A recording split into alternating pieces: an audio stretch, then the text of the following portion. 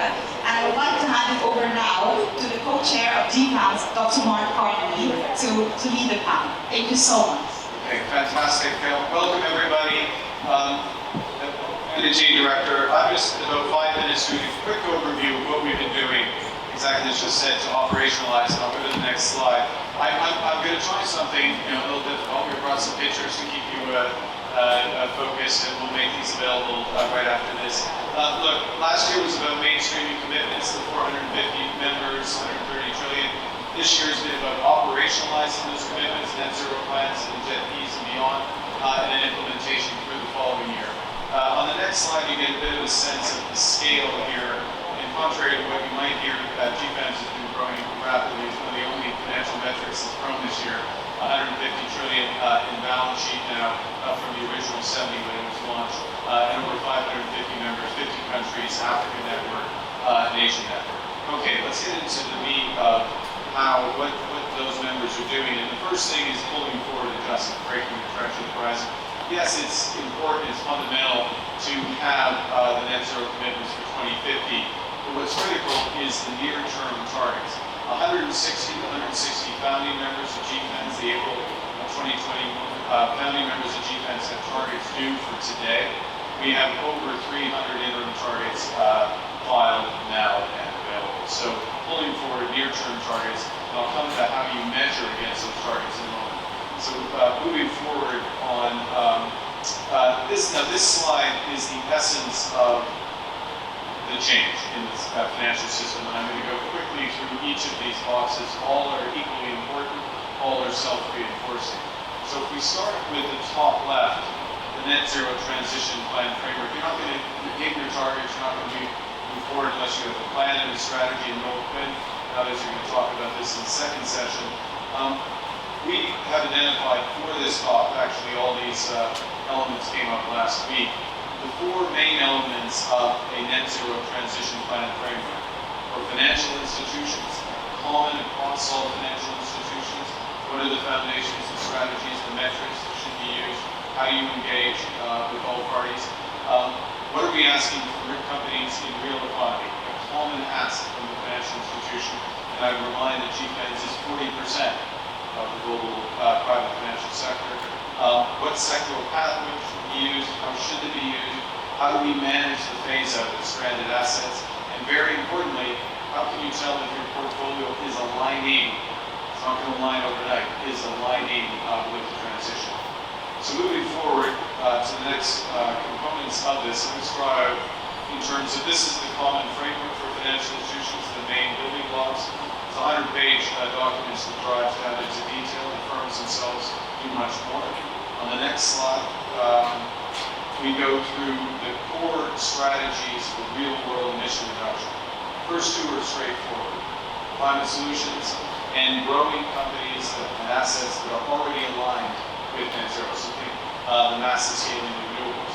The next 2 are crucial. We will not get to net zero without the next 2. The third, aligning companies and assets that are aligning with net zero. This is going where the emissions are, getting behind companies that have plans and do CapEx to get those emissions down, aligned with pathways.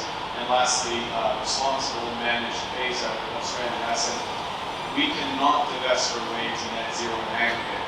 An individual institution can do that, aggregate the responsibility. System as a whole has to manage that. These assets, and that's how you get to a just transition. Alice, next slide, please. So shifting then to the topic, if you will, of this talk, which is how do we mobilize capital to emerging and developing economies, and the main components of that. To draw that out on the next, yes. So our approach builds on something I mentioned a moment ago, which is bringing GPANS to the major parts of the global economy, Africa and Asia, and soon Latin America through regional networks. But that means bringing the characteristics of those regions to GPANS. It means tailoring net zero strategies, tailoring alignment to the realities, tailoring the building markets to theirs. The next core component of a multi-channel approach to getting capital to emissions down, just energy transition partnerships. Many of this will be familiar with what's happening with South Africa. You're going to hear more from Vietnam, from Indonesia,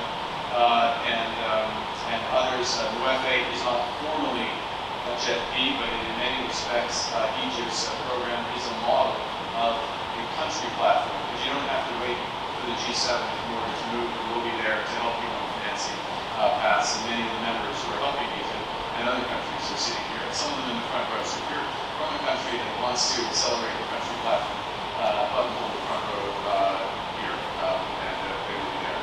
Last point, carbon markets. They're small, they're small because they lack integrity. It's a collective challenge to build integrity because they can be a key component of financing. So I'll speed up and go to the next leg of this, which is on clean energy transition. I think a very fundamental point here is that we need to phase out fossil fuels, but in order to do so, we need to ramp up renewables. The current ratio of clean energy to fossil fuel investment is 1:1. It's about what the IEA expects at this point. Key point of IEA, IPCC, and others is we need to ramp that up to 4:1 by the end of this decade. So it's much more about building the numerator than trying to shut the denominator overnight. In fact, I'd argue you're not going to shut off the denominator of fossil fuel without the ramp up renewables. So the bigger focus is on what is holding up that growth. We don't think it's finance, but we do need to get the additional $1 trillion of energy finance around the emerging economies. Last couple of points, public policy. Not going to surprise you. There are asks of governments because finance makes transition possible, scale of finance makes it possible, but we need energy strategies for countries. We need regulation to adapt to a net zero economy. Matt Lefebvre and ISSB leading this on climate disclosure. But we also need a common framework for transition plans. We provided it this week. Some jurisdictions are going to make that mandatory. Others should consider it. Carbon markets working. Obviously support for households and businesses, and the support for JET-Bs and country platforms. Last point is around accountability. As many of you will know, you all should know, you all should use it, encourage others to use it when it's up and running next year, is the new Net Zero Public Data Utility. All the major data providers, Henry Fernandez is here, we'll hear from Minimum, from MSCI, I think Refinitiv, I think S&P, Moody's, Bloomberg, others, providing their data under the auspices of the UN, under the UNFCCC, with the OECD and the other major authorities, so that you have a single point, open source, free source of data on the financial emissions of financial institutions, their targets and their performance against targets. And this is my last point, which is that what this will bring is a feedback mechanism. You'll be able to tell who's performing well against their peers. Of course, that's fundamental. Which banks are doing well in jurisdiction, but also which jurisdictions are falling behind, and to what extent that is a consequence of climate policies, and how do we turn those so we get into a virtuous circle. So, thus ended the slideshow, and everyone else has a bit of views. I normally operate with props.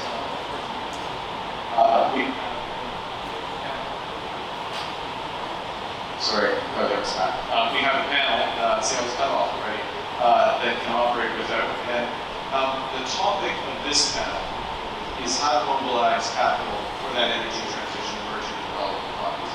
Getting up from the less than 100 billion that's going to the energy transition today in those countries to that trillion we need per annum by the end of this decade.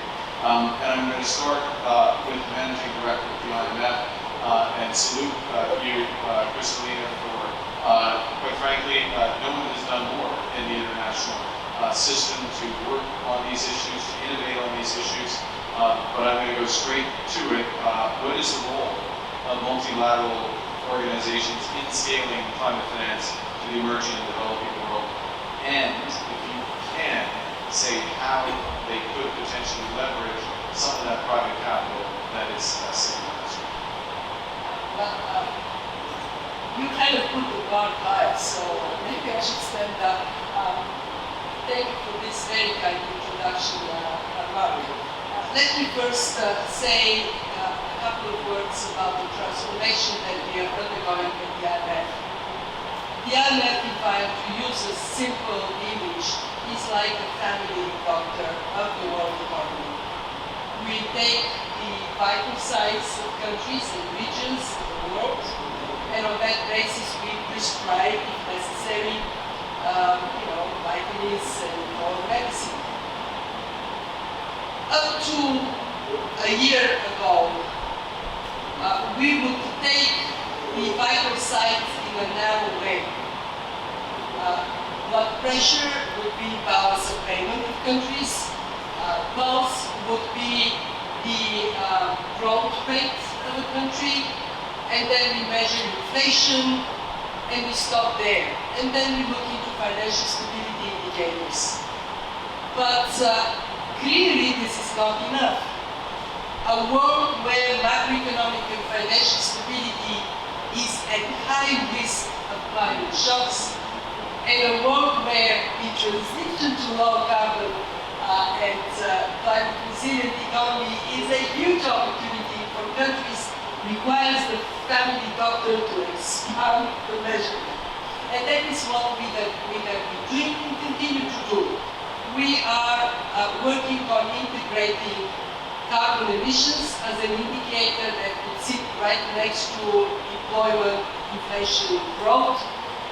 We are working on how to measure vulnerability so we can inform decision making in countries on that basis as well. And most importantly, we have now board-approved climate strategy that mandates us, when we engage with countries, if they are large emitters, to include assessment of mitigation policies and integrate them into fiscal policy, monetary policy, financial policy. If they are highly vulnerable to climate shocks, to do the same in terms of building their resilience. We have done, Mark is right to say, and actually I don't take credit, it is the staff of the fund that have been driving all this. We have also been innovating in financial terms. The IMF last year issued to all members $650 billion special drawing rights. This is a reserve asset we produce on the strength of the home membership, and we give it to everybody. But our strong members really don't need it, so they put it at the bottom of their reserves, and it becomes a dormant asset.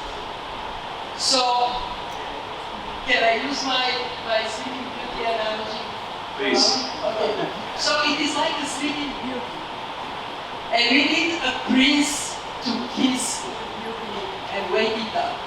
That happened to be first President Emmanuel Macron, who understood the viability of this government asset. France was the first one to commit 20% of their SDRs to own land through the fund for climate investment. And he even now increased it to 30%. The result is we have 40 billion of something that would have done nothing, now deployed for the climate transition.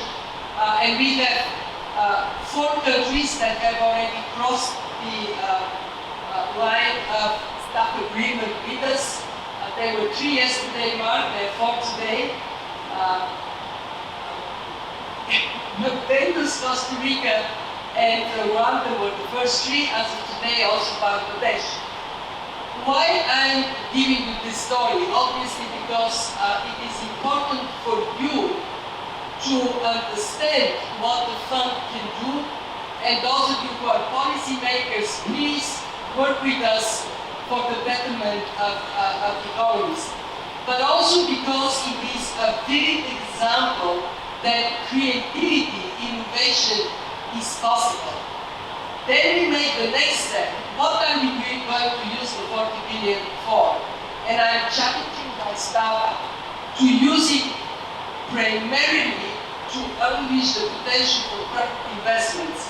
In other words, we lend to countries, they use the money, they can use it as first loss guarantee, they can use it as equity investment, they can use it as sweetener in a pipeline project, whatever makes sense to them. We actually don't interfere. What we want to see is that they have strong policies that make private investment in climate mitigation and adaptation viable. You asked me what is my advice to the activists. It is very simple. It has two parts. Part number one is use your collective power. Individually, each one of the activists is good. But if they think of themselves as a system, of course they're much better. They reduce their risk because they can leverage each other and they can expand their lending capacity.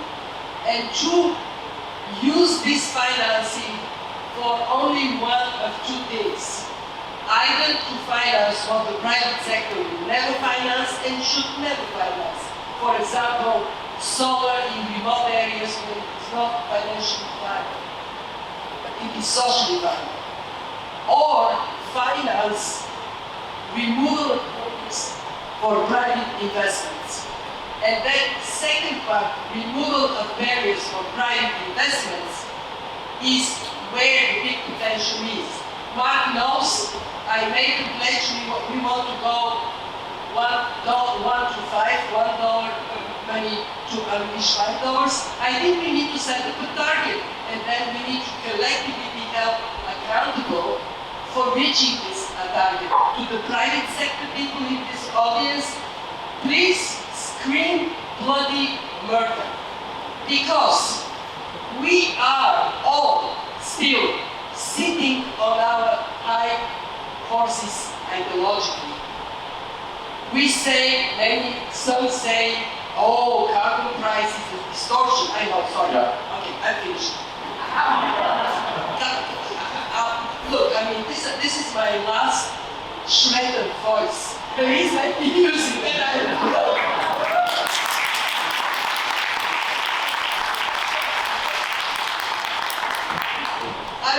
I want us to recognize that we should have carbon price going up, so pollution is being priced, and we should have subsidies for accelerating green investments, because otherwise we won't cross the finish line on time. Thank you.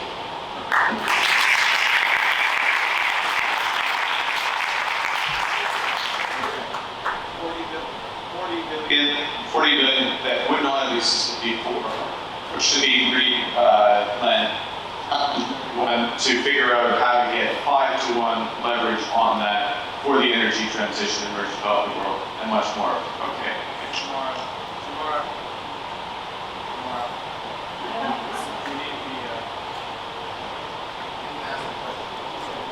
There we go. Investor in the world, co-lead of mobilizing our capital work stream at GFAN. Tell us what the challenges are to scale up. Is this mic working? Can you guys see me? Great. If I can just continue the Dr. Kristalina analogy. So I think it's fantastic that we've got the doctor, looking at patients' issues of prescribing, but just like the medical system, I think that analogy is appropriate, that patient doesn't get better without having things like nurses and pharmaceutical companies developing medicines and pharmacists and hospitals and the public sector funding and the private sector funding, etc. And I think this climate challenge is no different. So it's great we have the doctors prescribing this for the MTB for 40 million. But when we looked at what we're going to do for the emerging markets and developing countries, we set a low-risk country platform approach market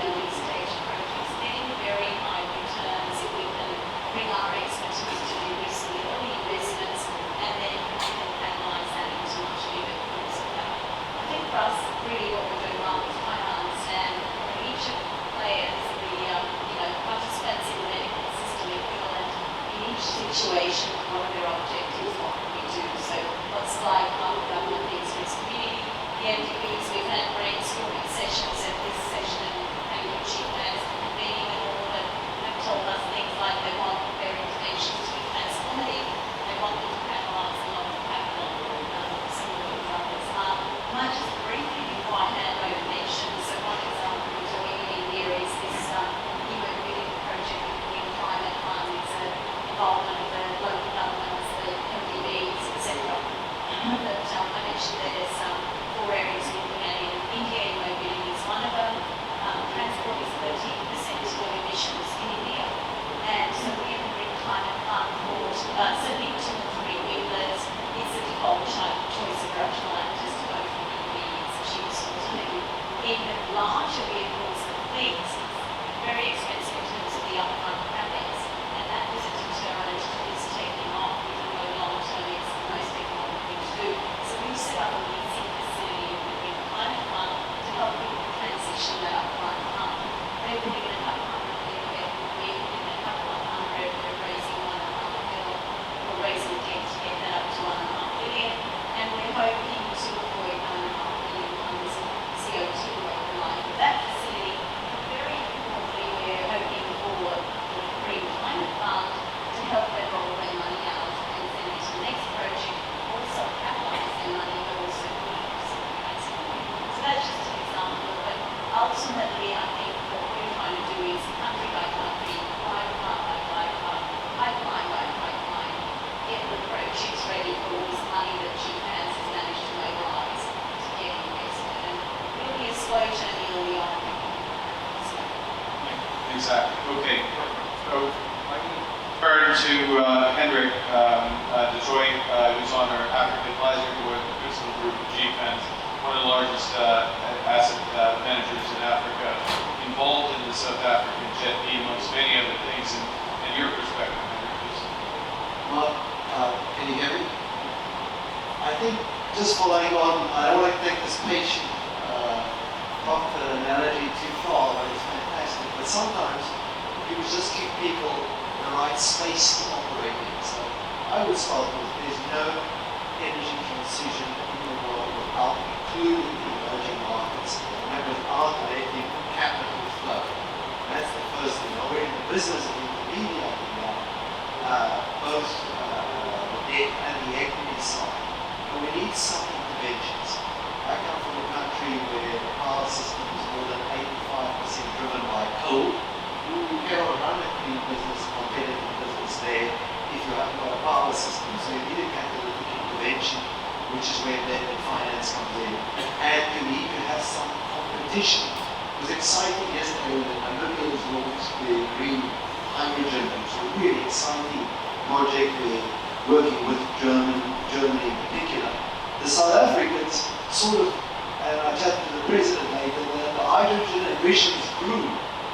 You know, the competition in the region is really important. And that catalytic investment to get the power systems to work. So in the end, it's about power and people.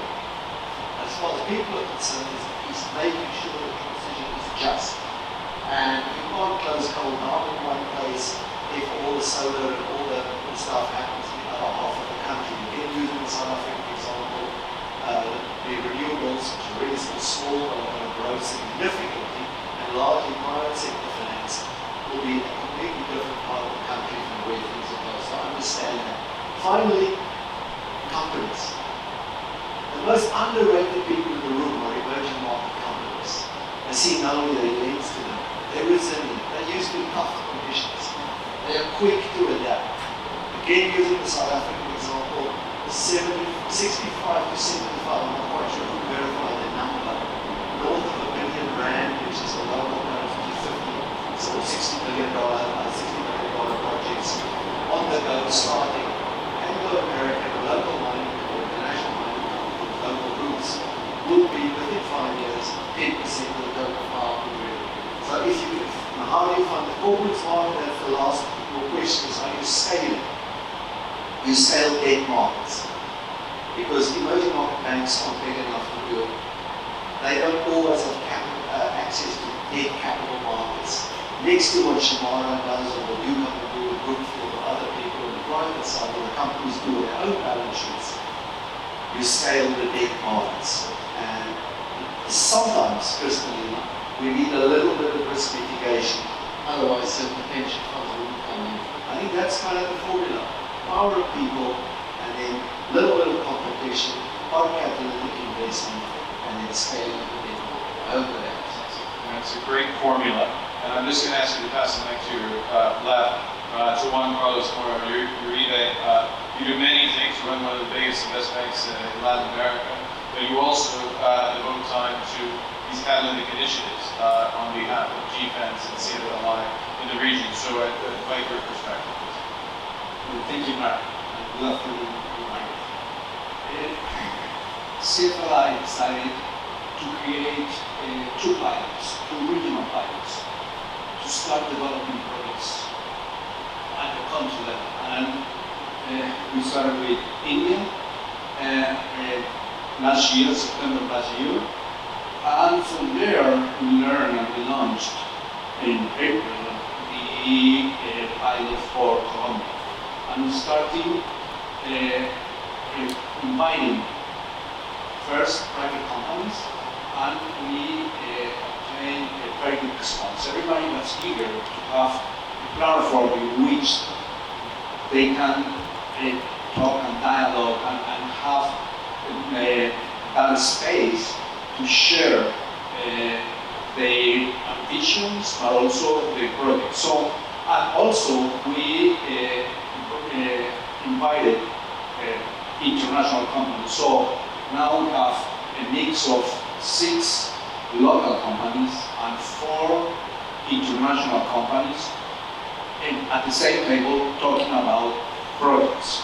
We have 4 tracks, and from there we have projects, and we start from inviting the government, which is key part of the solution. We need to build trust among the different participants, especially between private and public sector, and we are starting to do that. Now we have a platform in which we can build that trust, start talking about the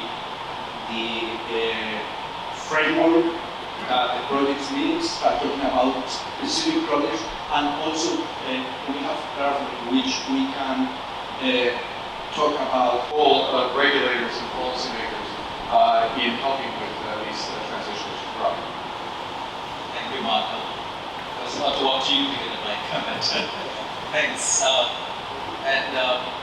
grateful to be here to be given this opportunity.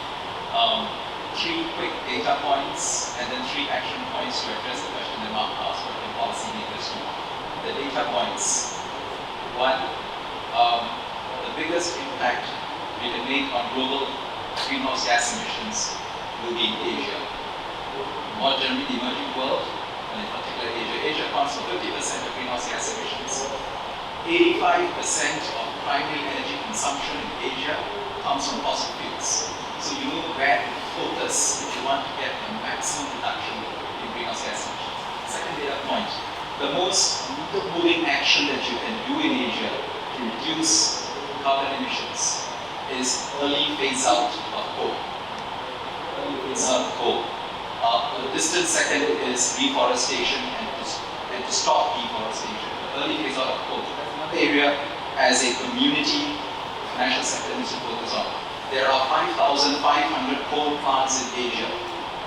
Average life 10 to 15 years. Average life of a coal plant in America and Europe is 45 years, 35 to 45 years. So you can look at the economic life of those coal plants in Asia. The world will well be past 2.5 degrees Celsius before they run the economic life. So we need a strategy for that.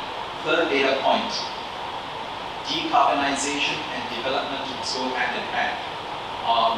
Hundreds of millions of people in the emerging world, Asia, Africa, Latin America, do not have access to electricity, drinking water, and modern sanitation. In Southeast Asia, from where I come from, 45 million people still do not have access to electricity. And these are middle-income countries, they are not poor countries. 45 million people. So these are the 3 data points. We need a transition that does not force people to choose between decarbonization and development. So what can policymakers do? First, I think we need a concerted global effort on the managed decommissioning of coal-fired power plants. And this requires several parties to come together. Governments must set clear national policies, as Mark just explained in his presentation. And I think we need a consensus on how this can be done in a responsible and credible way. Coal has no place in a net zero world, but getting from here to the net zero world, we need a strategy to gradually decommission them. And here GFANZ is working, the Asia Pacific Network or the GFANZ is working on providing guidance to financial institutions. When I speak to financial institutions, they tell me, we know this is the right thing to do, but we need air power. Because coal is very controversial, you're going to get hammered by our stakeholders, NGOs, and so on. So we need to raise the level of understanding about this and forge a consensus and convince the NGOs and those who are arguing for an immediate cessation of coal that look, we will get there, but this has to be done in a responsible way to help the communities make that transition. And this is something that GFANZ is trying to provide guidance to financial institutions. The MAS is behind this, the Asian Development Bank is behind this, and the ADB's Energy Transition Mechanism provides a credible basis. We need to make this respectable and credible. And if we can do that, I think we can move the needle. I saw the article in the FT this morning, rubbishing GFANZ and the controversy over coal. We need to address this as a global community. Second, scaling blended finance. This requires active public-private partnership. All the balance sheets of the multilateral development banks put together is not going to move the needle on reducing emissions. Private capital, the kind of capital that GFANZ's membership has amazed, can do it. But they will not come in the scale that's required unless there is a sensible risk sharing. You need some equity risk to take off some of this. And I'm so gratified to hear what Crispin just said about the focus of NDBs on multiplying private capital. The NDB's key performance indicator is not how much loans are extended for a green or transition project. It's not. It is about how much additional dollars of private capital have I crowded in for every dollar I put out, and how much CO2 emissions have I managed to reduce. Focus on outcomes and impact and crowding on private capital. Everyone's talking about this at COP27. We got to get this done next year and get a consensus around it. So this is another thing that policymakers can do and must do. The NGFS, we've launched in our own small way, blended finance initiative just this afternoon. We will produce a handbook with the help of the IMF. That plan, let's be realistic, will have some good answers, but there is some technology at the moment is not yet fully proven or fully developed, and therefore there will be gaps. But nevertheless, the plan, like any plan, should deal with the knowns and the unknowns and make a best estimate of how they can move forward. That plan should be clear on how they're going to change their capital investment programs. I'm still now talking at the bottom-up level, which is a corporate level plan for our clients. And it should clearly articulate some of the metrics that will emerge out of their business as they move from the current carbon footprint and current technology base to the alternative technology. Now I'm going to flip to the top down, because as a bank, my job there, when Mark put it up on his slide, is to see client by client, how are they aligned to the science that underpins that sector. So what is the science that says the energy sector is going to move from fossil fuels to renewables? What is the science and to achieve net zero? What is the science that underpins the aviation sector, how they're going to come off their current carbon footprint with new technology and sustainable aviation fuel over the next 30 years and change their carbon footprint by changing their technology. And my job is to go through client by client, and my relationship managers, thousands of them, to understand client by client, how do they measure up against that benchmark for that industry? The alignment of their portfolio based on science to achieving those objectives. Then, the financial institution should publish that information, sector by sector, the portfolio alignment of their clients to the science curve for each industrial sector, and that should be evidence based on the underlying transition plans we get from clients. There is a problem at the moment. those transition plans do not exist in sufficient volume and sufficient detail in the corporate community that exists around the world today. That is a task that we have to achieve, because that is not part of today's corporate governance. And I think we need to build the ability for corporates to publish, first develop and publish transition plans, share them with stakeholders. Stakeholders then confirm whether that's in line with science, and then publish, as a financial services company, your own assessment of that alignment. That's what I think we need to do. And we need to do it yesterday, which is why we're trying to move so rapidly on this. Victor Tallinger, I'm going to go to you. You co-chair the Net Zero Asset Owners Alliance, and you're looking at these issues and acting on these issues for the last several years. What are you doing to implement these commitments? There are the commitments and there are the interim targets. We have the 2025 guidance because some of the members joined in 2019-2020, and we want to have within 2 years 5-year interim targets set. So 2025 are the targets there.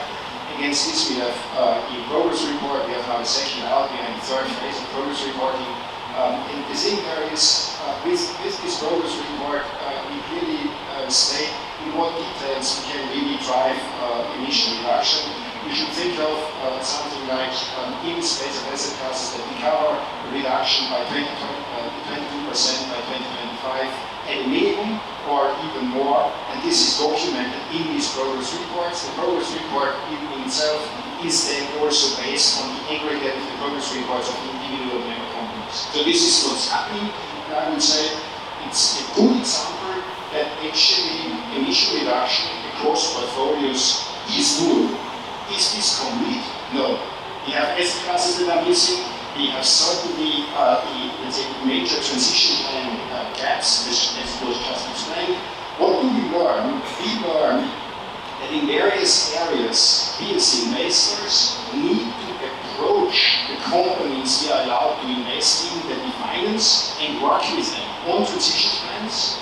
But it is similar also in the whole area of, if I may say, transition finance. Why?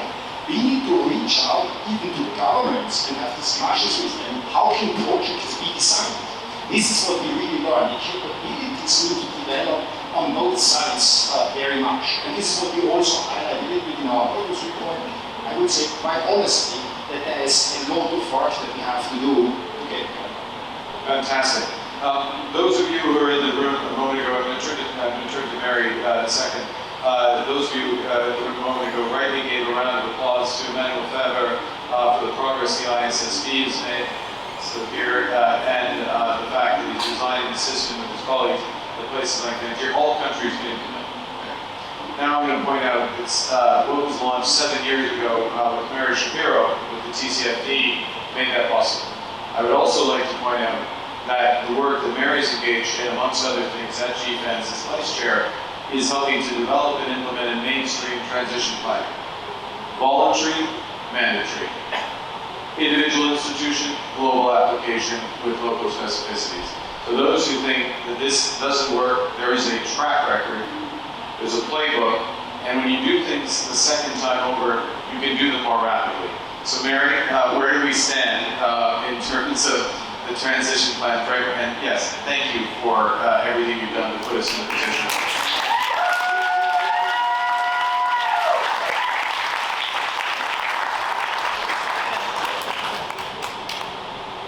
Thank you very much. I can only agree with that. I actually said it anything, but so let me be really clear, because I think Noel was really answer this question. I've learned over time, and Emmanuel taught me this, if we face out that direction, it makes it out better. I think Noel really answered this question brilliantly about why transition plans are important. And he knows he has to do all the work to make them possible. But it's also why we spend so much time in the past year working on these, because they are absolutely critical. We cannot get to net zero. A company cannot fulfill its commitment, an economy cannot get there if we don't have a roadmap. And essentially that's what a transition plan is. It's a roadmap.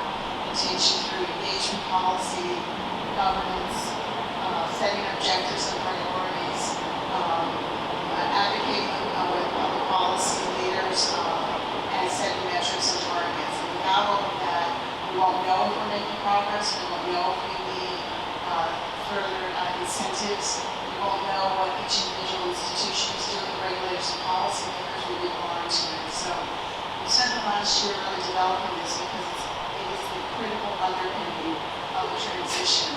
I will say that for the coming year, what we plan to spend our time on is really capacity building, helping companies implement transition plans, advocating for going from voluntary to mandatory, just as using the TCFD, and working with our new regional networks, which I think are going to bring a tremendous perspective to us about how transition plans will work in local jurisdictions and how we can benefit globally from their input as well.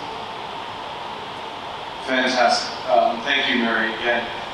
Nilly Gilbert, amongst other things, you chair the advisory panel of GFANS, brings together expertise, NGO perspectives, other perspectives, academic perspectives. And I think that puts you in a unique position to look at the broader sort of work and take a step back and how this fits together. So, invite Thomas.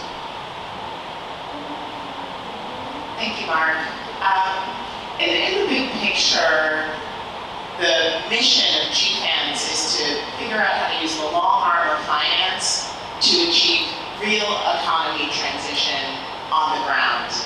Like every sector, finance has its own transition plan. Noel and his work team have been doing amazing work on that. But what's unique about finance is that it also touches every other sector. We cannot get to net zero unless everyone else does. And so the one piece of work that we've been pushing on that I'm really passionate about is our sector-specific transition work. As we continue to move from the macro into the micro, as we go deeper into implementation, we want to understand what makes unique transitions special, what are the unique challenges and opportunities. We talked about what makes each country or region's transitions special and the role of the GFANS regional networks in supporting and driving that understanding. And we also need to understand how all of these things fit together. So when you think about what GFANS as a broad pan-financial sector alliance can bring to the table is really understanding how all of these unique moving pieces fit together to get from the bottom up back to the top, the macro level transition that we need to achieve. And so the net zero public data utility is critical in that, so that we know where we are, and also on a forward-looking basis, where we need to go and how we're tracking in it. And then also, when you think about the 4-to-1 ratio that Mark talked about, where we now know that we need to move from a 1-to-1 ratio between fossil fuels to renewable investment, to a 4-to-1 ratio of renewables to fossils by 2030. Again, when you think about ratios, there too you need to understand how different parts of the system are all working. And so this is the implementation COP. You can hear the details, the rigor and intensity of implementation that comes ahead of us. We're here talking about what we've done in 2022. I'm really excited about what we're going to be doing in 2023 and beyond. And I hope that these comments have given you a flavor for that. Thank you. Thank you very much, Nilly. And you gave a nice preview of the next question I had, which is for Henry Fernandez, of course, CEO of MSCI. There's a few people on the planet who know more about data, so I'm going to go straight to the issue of data. And data and accountability, and how data can drive accountability on these net zero commitments as they're implemented. Thank you, Mark. Can you all hear me? So, what gets measured gets done. The financial world, our global economy and the financial world are built upon data. The vast majority of that data is financial data, because a lot of the investment and finance decisions of banks, insurance companies, companies as a managers have largely been financial decisions. What we're now building is the climate data that goes along the financial data to be able to make proper decisions about the pricing of assets, the allocation of capital that leads to the development of economic growth in a society. Without that, there is no way to achieve that. So we are very proud in our company at MSCI to be building that data. We're very proud to be supporters of that, of the net zero data for the utility. And that data starts with the current carbon emissions of companies. That's the baseline. That's kind of backward-looking and currently. Secondly, forward-looking metrics, like temperature rise metrics, to be able to understand the trajectory of companies in their carbon emission estimates. And I'm proud to announce today that MSCI issued a press release this morning that we're issuing, in high temperature rise metrics on over 50,000 stock and bond funds in the world. So that's how fast this whole thing is moving. Now, there are critics, including an article in the newspaper today, that we're not moving fast enough. In our world, perfection is the enemy of the good. We don't have a perfect plan, but we definitely have a good plan, and you should count on us to be able to deliver on it. Thank you. Fantastic. Without voluntary, there's a void at this stage, right? On many of these issues, implied temperature rise, net zero transition plans. It was the case with climate disclosure data. Now we've got the official sector leadership. So we heard from one regulatory supervisory authority a moment ago, Ravi Menon. I'm now going to turn to Jean-Paul Servet, who has, let's face it, one of the most important roles in global finance as chair of IOSCO, the securities commissions of the world. I'm just going to ask you, Jean-Paul, in that role, what is your priority? How do you think about climate? And if we think about it as we must, from COP to COP, we have a big COP every 5 years. So between COP 27 and COP 28, the priority for the next year, please. Thank you, Mark. You asked me to have a clear and cut and short message. This is my message. John and Mary are waiting for us in the street, but John and Mary won't wait for us forever. So what does it mean? The community survival. A rather amazing message from the chair of IOSCO, a well-known organization, International Organization of Securities Management. I think that in this case, it's a fantastic, driven challenge exercise. The starting point is not the FSB, it's not the G20, it's not IOSCO, it's not governor of Minister of Finance. These are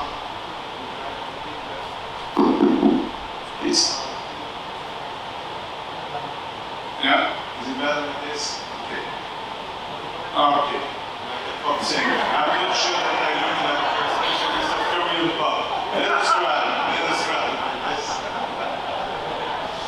Why did you? I hope that there are not so many pictures to be sent back. So, please.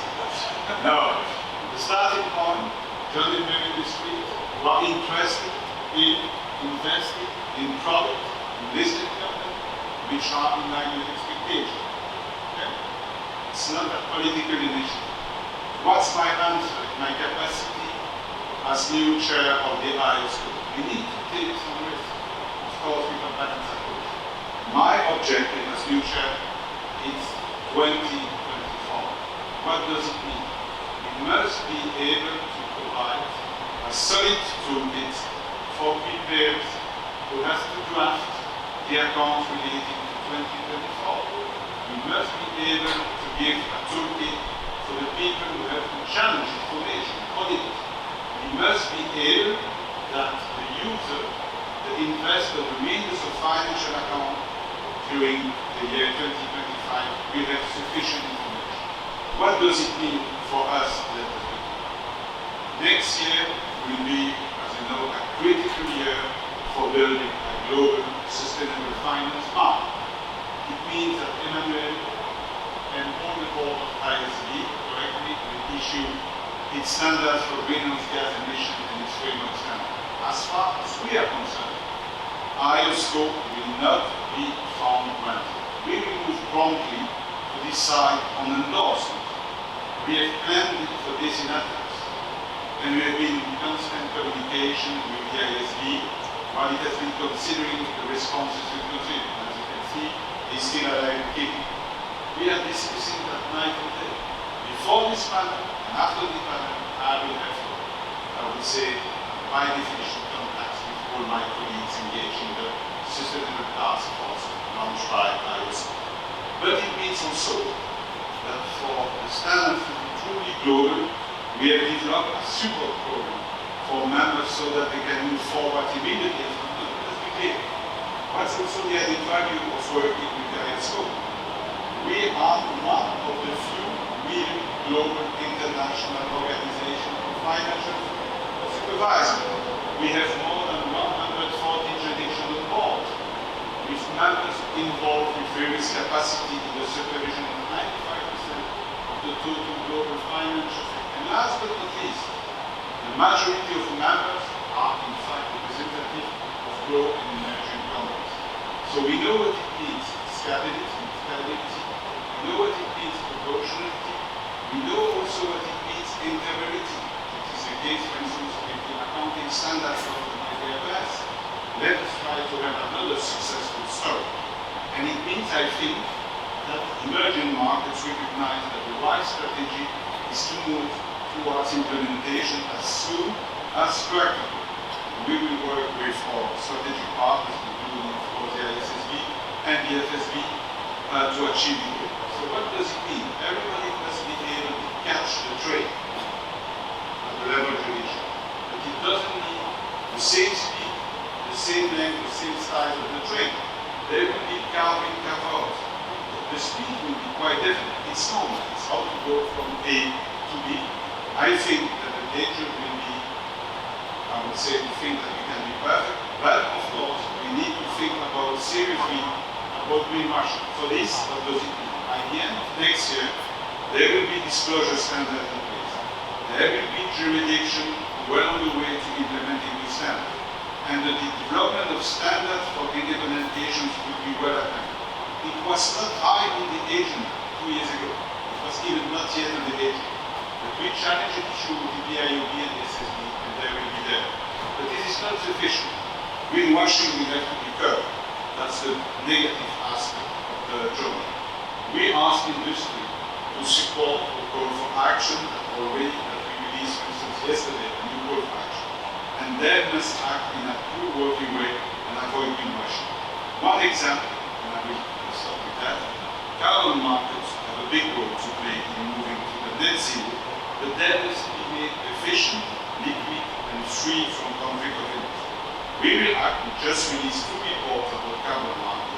We will act with commitment to bring liquidity, transparency, and integrity to this market, what we are used to do for many years in other financial markets, using what we have done successfully.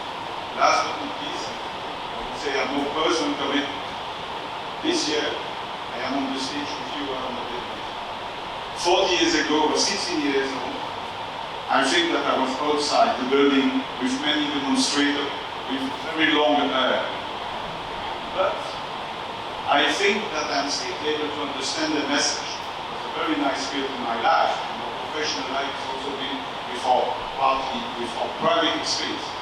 What are they asking, especially the young generation? They don't believe us by definition. What they need is facts and figures, and we will do that as a representative of the community of supervisors.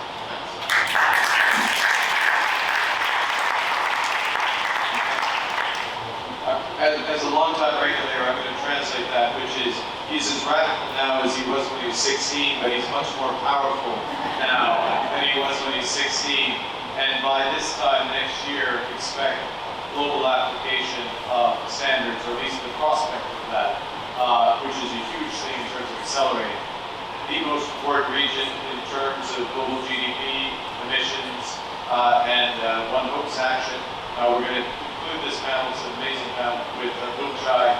CEO of SGX, for your perspective. Take us in Boon Chai. Thank you, Mark. Great to be here. As you heard from Ravi Menon in the earlier panel, Asia plays a crucial role because we're 50% of the emission, largely from electricity generation and from the industry. The direction of travel is clear, but I think we should, and I think we can accelerate the transition to net zero. That said, it is important for us to recognize that Asia is very diverse. Each country has its own set of issues and circumstances. I will make 3 points, I think, to develop momentum and drive implementation.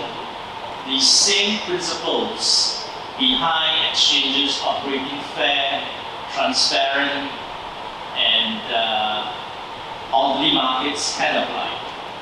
Fair so that companies, communities, and individuals are not left behind poorer or for worse.